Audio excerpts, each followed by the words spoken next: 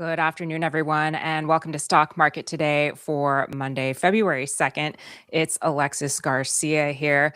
And, luckily for investors, it wasn't a Groundhog Day today, a repeat of Friday. Stocks traded higher as investors shook off those recent declines in gold, silver, and crypto. Rare earth stocks also got a boost thanks to news of investments coming from the Trump White House.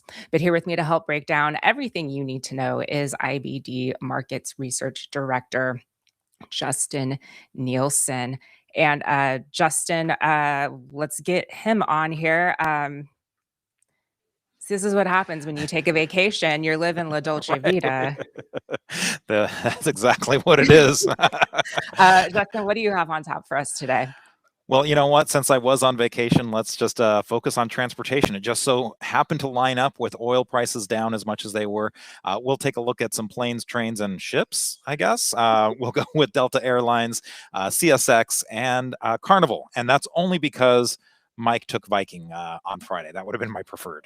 All right. Well, I did notice you had a theme here, so I was going to give Okay. you some flack for it, but but glad to have you back.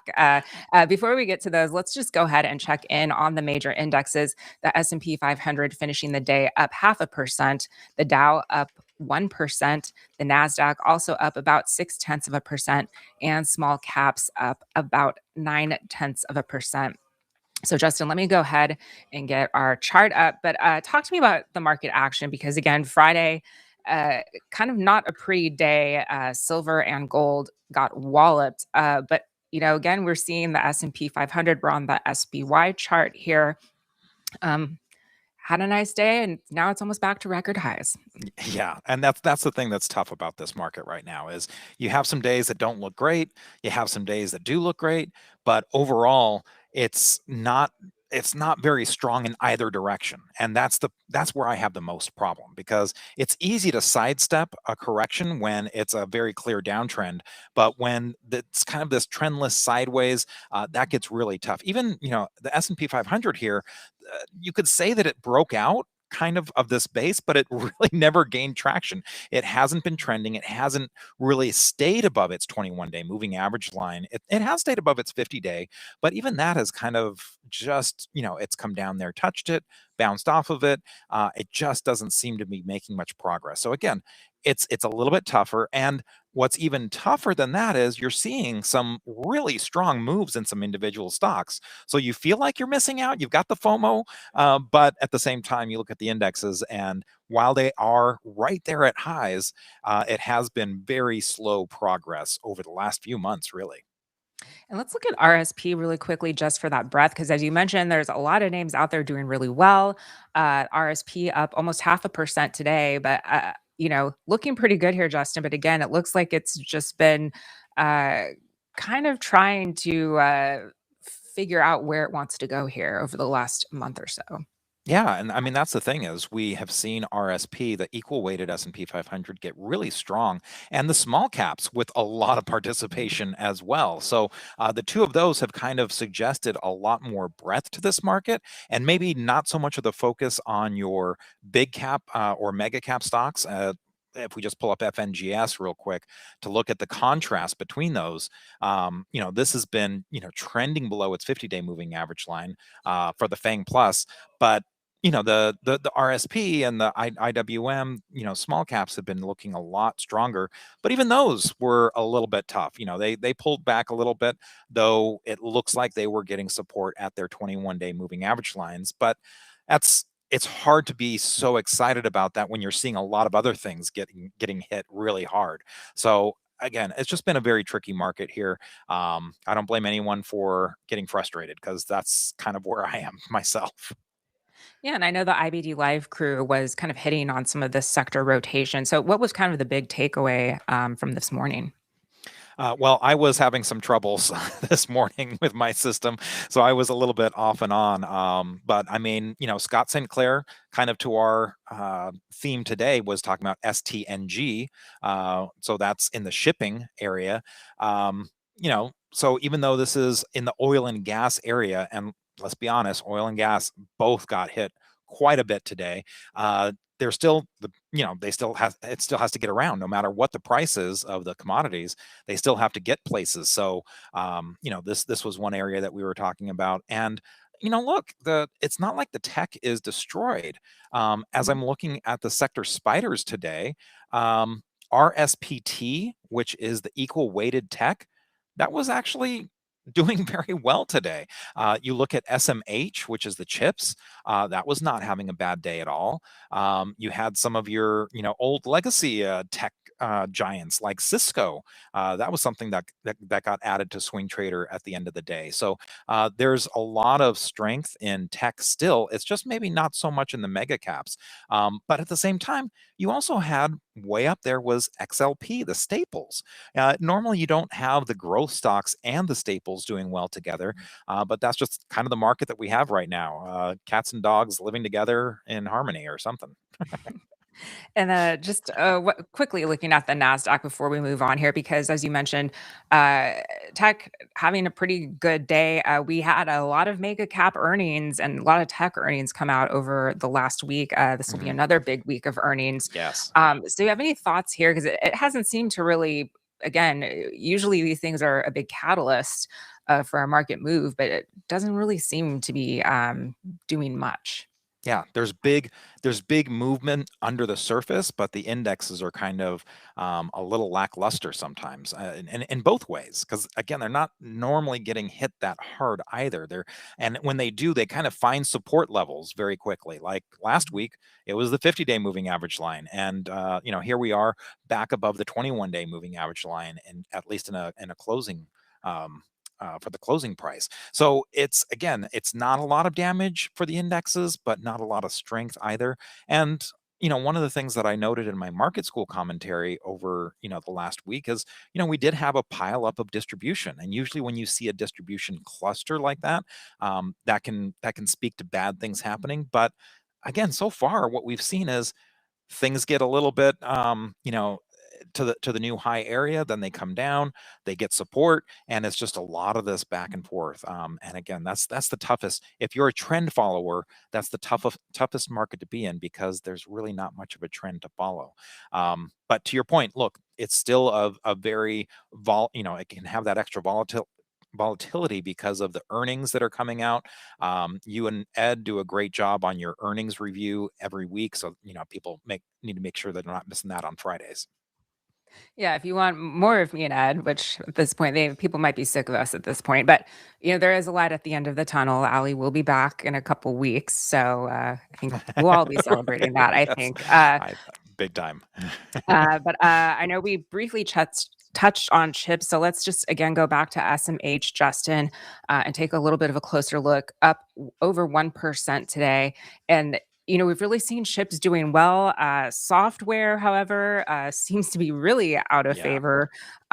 So yeah, talk to me about this chart. I mean, chips just continuing to do well and establishing themselves above the 400 level. Yeah, it looks very different from all of the indexes that we looked at. And remember, chips are dominated by there's this company called Nvidia that everyone looks at, right? So chips are doing SMH, the Vanex Semiconductor ETF, is doing so much better than Nvidia. It's almost like Nvidia is holding that back a little bit because of its big weight there. So again, it's where the mega caps were really dominating for 2023, 2024, and a good deal of 2025. A lot of the focus has gone to some of the other members, and there are plenty of chips to choose from, whether it's your Taiwan Semiconductor TSM, that has been trending nicely above its 21-day moving average line. We've talked a lot about stocks. Well, and Micron has been just crazy in terms of its move higher, and that's in the chip sector. And AMD, while it was getting kind of trounced by Nvidia for a while, that was having a good day, kind of forming a little handle here, that might be actionable as it got support right at its 21-day moving average line. So again, a lot of these are setting up, looking very interesting. All right, how about we check in on IYT? That is the transport ETF from iShares. This one up almost 3% today, Justin. Again, bouncing off this 21-day line. So strong action here in the transport sector. Yeah, and I do have a position here that I open in the transport section. Um, we put Jets on Swing Trader, so Jets is specific to the airlines. That was looking very strong, but it's really kind of no matter how you slice it, there was a lot of strength in transports, and you might be wondering, oh, well, what's going on there? You got to look at oil. So USO that was hit by about 5% today. Really got slammed. UNG, which is the natural gas. Yeah, this is not an error. This was down 25% today. I just got really rocked. So you get a lot of damage there, and transports, especially with their reliance on oil and gas and things like that. It's something that can be a boon for them. So there was a lot of strength in that area, and it's not like this was a 1-day thing. This has been trending very nicely above its 50-day and even its 21-day moving average line. It kind of seems a little bit boring. It doesn't have the excitement of AI and changing the world, but sometimes boring is good, at least if it's trending. Yeah, people need to get around and move things around. How about we take a look at GLD? This was a weak spot, Justin, last Friday. Again, down today, another 4%. So give me your thoughts here with gold. Yeah, I'm glad you mentioned the GLD, the gold and silver, that just really kind of fell apart. So almost like UNG, the fact that silver was down like 30% on Friday was just incredible. So wiping away so much, of this, well, really, vertical move that silver had. And this is the thing, you got to be very careful here, folks, because it can be very tempting to say, well, gosh, I can get this at such a discount compared to where it was a few days ago. But a lot of times when you see this climactic action, it can be a very long time before it comes back. There can be a lot of increased volatility, and the damage. It's very hard to pick the low. So this is kind of a no touch for me right now in the gold and silver space. I did have PAAS myself, which despite its name of silver in, Pan American silver in the name, it's actually a gold stock, considerable investments in gold as well. So yeah, this is just a no touch and no go area for me for a little while until things settle down and maybe set up again. But there's no reason to try and get in on a discount because things can get a lot worse here. And how about we look at IBIT as well? Because Bitcoin also struggled last week, down again almost 7% today, Justin. So talk to me about what's going on with crypto. I mean, we're just well below some of these recent lows here around the 46 level. I can't tell you why, because it's not something that I know about. It's just out of my wheelhouse. What I can tell you is looking at the chart, this just doesn't look good, right? It comes up to its 50-day moving average line, gets turned away. Let's go to the weekly chart real quick, and you can see how we undercut this level from back in April 2025, and so there just really has been a lack of support here, a lack of buying. So it's been what we're up, we're down almost 40% off the highs here. So again, this is not an area that I'm going to try and pick a bottom on. I'm just going to wait for this to look better. I don't understand it well enough to be like, gung ho on, being able to hold through anything on something like this. I just But you know trade the what, chart. Justin? Lucky for us, you are having a conversation with Jim Ropel right after Yes, this. that's So that's exactly where I'm going to lean. I was gonna use that as an opportunity to plug. We have our monthly market report with Jim Ropel today. So yeah, I think be interesting to hear his comments about Bitcoin. I also appreciate our YouTube fans pointing out the Golden Goose drinking game. Maybe I need Yes. to partake in that today. Yes, Uh, and I have a special contribution for that today during the monthly all market right. report, so join us Right, for we'll that, see yes. there you're gonna wanna tune in. Justin Okay. has a special contribution. Let's go ahead and look at our individual stocks, with Delta, up about 4.8% today, Justin. Looks like it's, breaking a little bit of a recent downtrend and again, getting above the 50 and 21-day lines. Yeah, so we talked about jets, and so it's kind of across the board on airlines. Delta, I just chose this one because of the chart, and I was on their code share partner, Air France, for my trip, so I figured why not. But yeah, it did spend a little bit of time below its 50-day moving average line, and it's still just under, if you look on the weekly chart, just under the 10-week moving average line. But you can see where it kind of came down, got some support right at the top of its last base, and it really didn't puncture that. So it got support, although it missed the 10-week moving average line. It got support at a reasonable area. And again, it's hard to deny that there's just a lot of strength in this area. Whether you look at Delta Airlines, Southwest Airlines, LUV, that one had a nice move last week. UAL, United, the whole gamut. These have been looking a lot better, and so this just might be an area to be watching. Yeah, and luckily, with these ones too, Delta has earnings out of the way, so that not Yes. a factor there. Mhm. Let's go ahead and jump on over to CSX. Justin, this one up 1.7% today, and again, has been in this buy zone, but a really nice strong move here above the 38 level. Yeah, and I almost went with a Steve Martin and John Candy nod with the planes, trains, and automobiles, but went with cruise lines instead. But yeah, CSX again surprisingly has been kind of trending a little bit nicely here. It's had a few fits and starts here where it seems like it's ready to break out and then doesn't. So be aware of that personality where the breakouts haven't lasted, but also keep this in mind that maybe there's a shift happening again because so many of the transports have been participating. This is one where look. The fundamentals are not going to look great on these. A lot of times, just like with oil and gas stocks, by the time the fundamentals start looking good, they're kind of done. But if you do see some kind of improvement or a little bit of a turnaround in forward-looking estimates, and it does look like we have that going on. If you see in the annual numbers, last year, came down a little bit, 2025 down to $1.62 earnings per share, but the estimate for the next year is 185 and then 209 for 2027. So there might be one of those things where there's a little bit of that a cycle happening, and we might be at the beginning of that. So again, by the time the earnings do turn around, it's often at the end of these moves. So this might be something to just be keeping an eye on. All right. Well, how about we wrap this up with a look at Carnival Cruise Lines? This one up over 8% today, Justin. And again, attempted this breakout back here on December 23rd. That wasn't very successful. It tested the 50-day line, uh, but over the last few trading days has gotten back above some key moving averages here. Yeah, it came right down to that 50-day moving average line, and seems like that's where it got its support. Again, I'm going to give a nod to Viking because that chart just looks better to me, not as whippy.